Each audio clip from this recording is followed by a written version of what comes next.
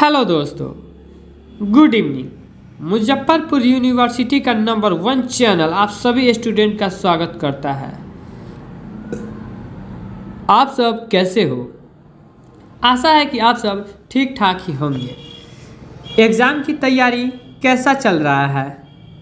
मैंने जो प्रश्न बताए हुए थे जिस भी ऑनर्स का, वे सारे प्रश्न एग्ज़ाम में काफ़ी ही महत्वपूर्ण थे और पूछे भी जा रहे हैं। काफ़ी बच्चे का कमेंट भी था, सर जीएस का पेपर बना दीजिए, जीएस का पेपर बना दीजिए। तो हम आज उस वीडियो को लेकर आ गए हैं आपके साथ। आज का वीडियो फाइनली वैसे स्टूडेंट के लिए है जो मुजफ्फरपुर यूनिवर्सिटी में सेशन 2019-22 के छात्र एवं छात्रा है, जो थर्ड ईयर की एग्ज़ाम की तैयारी स्मार्ट इंस्टीट्यूट से स्मार्ट तरीका से पढ़ाई करना चाहते हैं।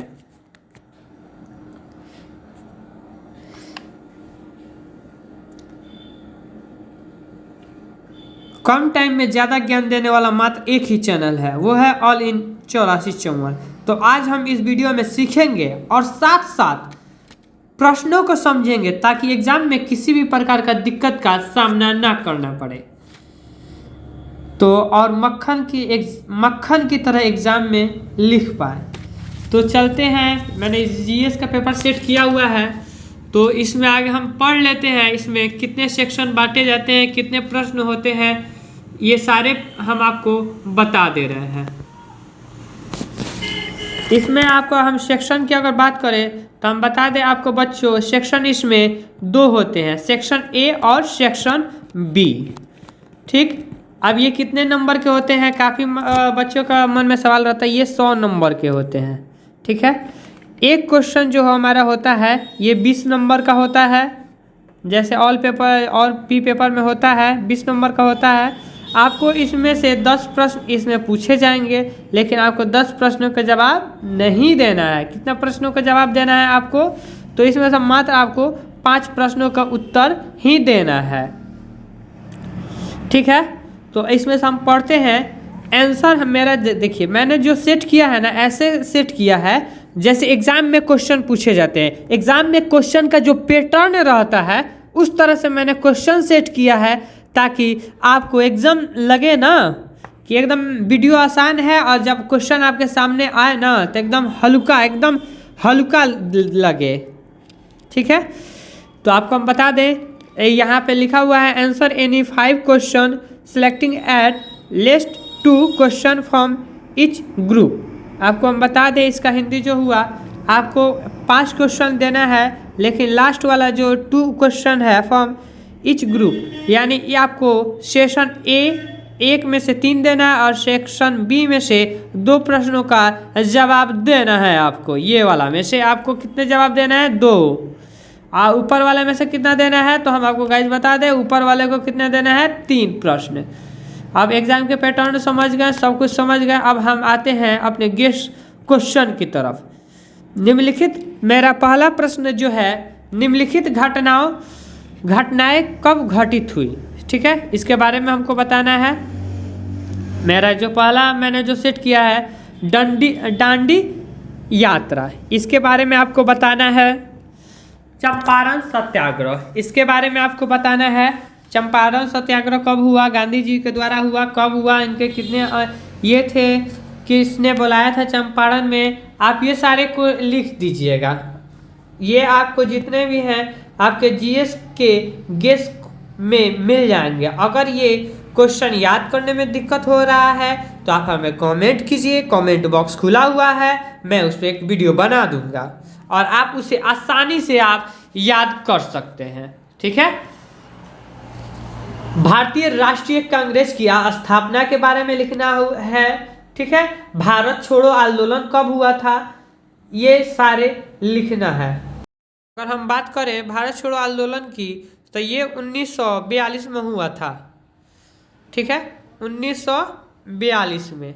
ठीक है, तो ऐसे भी पूछ सकता है आपसे कि भारत छोड़ो आंदोलन हटा देगा, ये ग्रेजुएशन है। मैंने कई बार वीडियो में बताया ये ग्रेजुएशन है। यहाँ आपको क्या करेगा, भारत छोड़ो आंदोलन हटा देगा और 1942 डाल देगा, तो आप उसको घबराइएगा नहीं। जो भारत छोड़ो आंदोलन में जो आप लिखिएगा ना आंसर, वही 1942 के भी आंसर में वही लिखिएगा।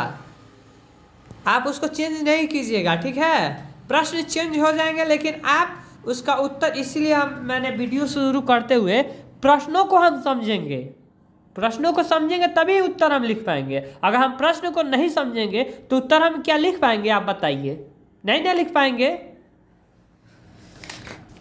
चलते हैं अपने अगले प्रश्न।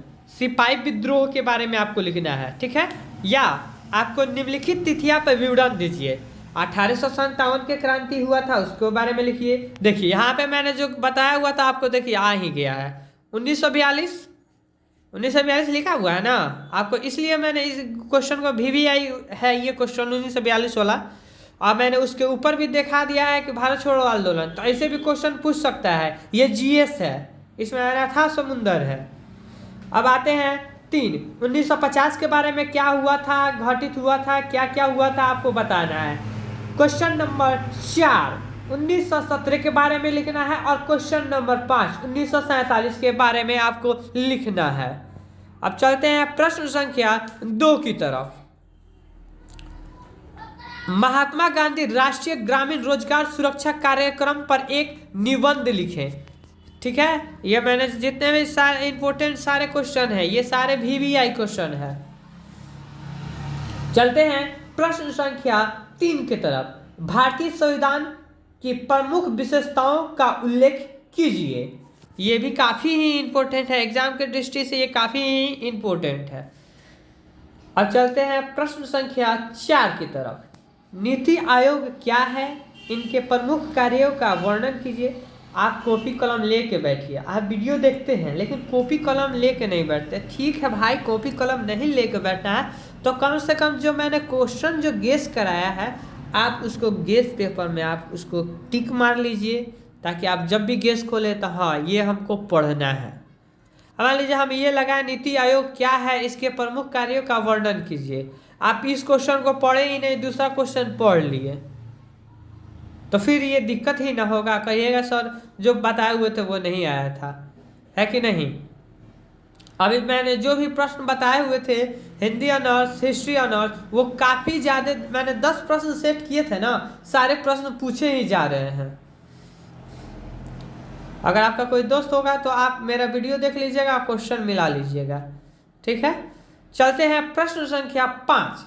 निम्नलिखित में किन्हीं 2 पर संक्षिप्त टिप्पणियां लिखें।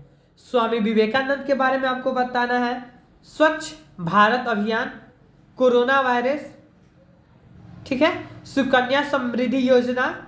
अब आते हैं सेक्शन B में। मृदा प्रदूषण क्या है, मृदा प्रदूषण के कारण एवं रोकथाम की प्रक्रिया का वर्णन कीजिए। यह भी काफी इंपॉर्टेंट है।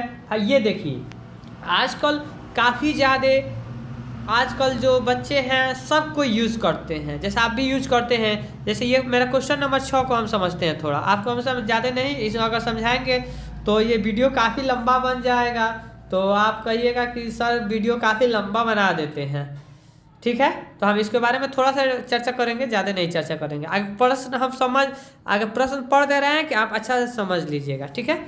ऑनलाइन बैंकिंग से आप क्या समझते हैं, ऑनलाइन बैंकिंग के गुण एवं दोषों को विवेचना कीजिए। ऑनलाइन और बैंकिंग के बारे में आप सब जानते ही हैं, जैसे फ़ोन पे आप चलाते हैं, ये क्या है, ये ऑनलाइन बैंकिंग सेवा ही है। अब आप पहले जाते थे कि मेरे अकाउंट में कितना पैसा है, बैंक में लगते हुए लाइन में लगते थे कि सर थोड़ा चेक कर दीजिए। अब तो आप फ़ोन पे पर अपना पिन दाबिएगा और कितना अमाउंट है आपको बता देगा। अब गुण दोष ऐसे आप जानते ही हैं, यूज करते हैं, तो आपके क्या खराबी है आपसे अच्छा कोई नहीं जानता है। चलते हैं प्रश्न संख्या 8 की तरफ। सतत विकास की अवधारणाओं पर निबंध लिखिए।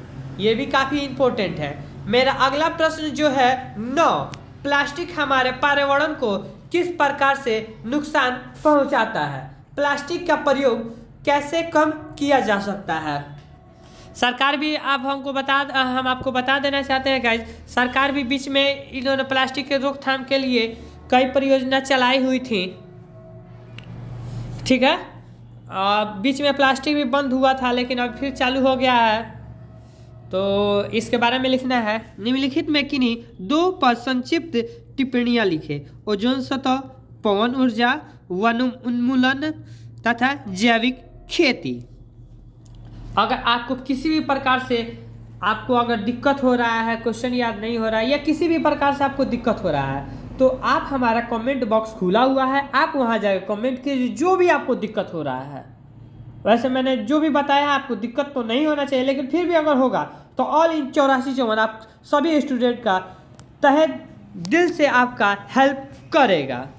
अगर नए हैं तो चैनल को सब्सक्राइब कीजिए, अपने दोस्तों के पास इसे ज़्यादा से ज़्यादा शेयर कीजिए ताकि वो भी इस वीडियो का लाभ उठा सके। मिलते हैं अगले वीडियो में, धन्यवाद।